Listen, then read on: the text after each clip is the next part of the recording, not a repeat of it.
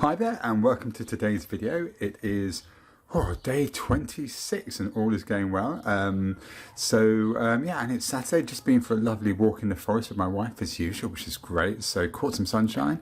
It's a beautiful day here in Christchurch, beautiful summer's day. So yeah, it was really nice, really good fun. Had a lovely chat, had a lovely walk, burnt about 620 calories. So, you know, it's win-win all round. And this afternoon we're off to a summer fair in a place called Tiptoe, which is a great name, and a few other places as well. So it's going to end up being a cracking day today. So I've got a couple of things to talk to you today about. The first one is about insulin, and this is only something that I recently discovered all the information about and researched a bit more, mainly because my wife researched it.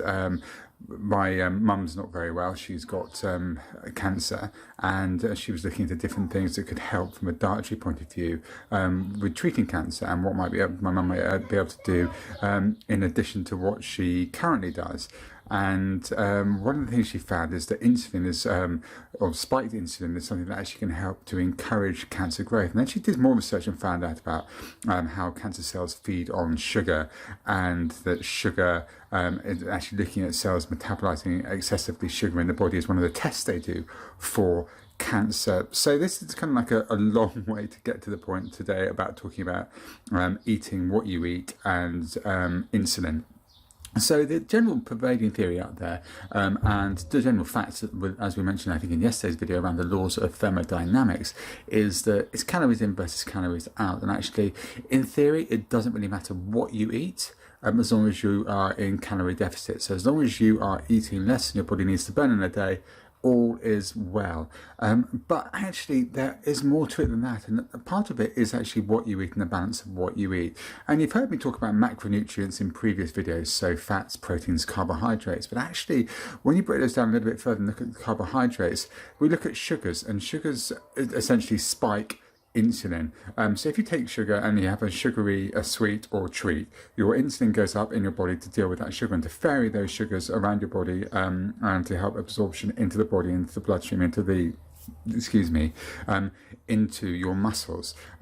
If you eat sugary stuff with other foods, so proteins and with fats, there's less of a spike, but you're still going to get some insulin spike on that. And the more you're up and down spiking your insulin, the more your body can become insulin resistant. And that's when people start to develop things like type 2 diabetes and type 1 diabetes, which are not great.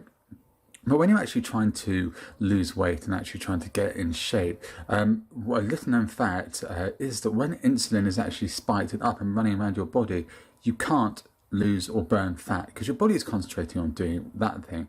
It's concentrating on redistributing the sugar, the glycogen, the glucose, and turning it into glycogen and storing it around your body.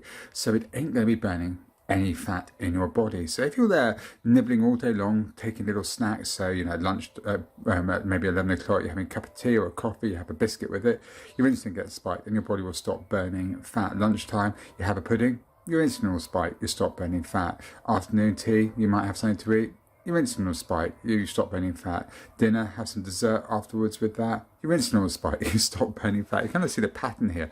And this is why things like intermittent fasting and time restricted eating have come into fashion. And we've talked about those a bit before, but not in depth. But that's when you eat, either you have certain days where you don't really eat at all. So some people will do a 5-2, where on those 2 days they'll only eat 300 or 400 calories and then eat normally the rest of the week. But on those 2 days when they're not eating, the body goes into what's called a fasted state. So insulin isn't spiked, and your body can basically go around and burn fat.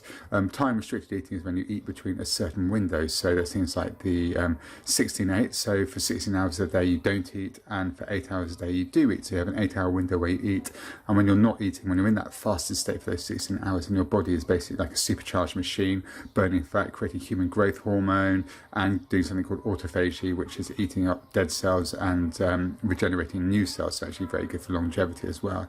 But we'll talk about intermittent fasting, time restricted eating in another video. For today, it's really just more about insulin and how it can then impact you. So the general takeaway from this is that when you're thinking about what you're eating, and I don't know if you've ever had this experience, if you eat something sugary and you suddenly feel really tired afterwards, that kind of feeling, that's an insulin spike going up in your body and then going down, and it does exhaust you, and that blood sugar, that rush up, rush down. So if you're thinking about what you're eating, have a think about how you're eating your sugars, when you're eating them, and what you're eating them with. And like I said, the key takeaway here is to try and avoid to have a sugary snack in isolation.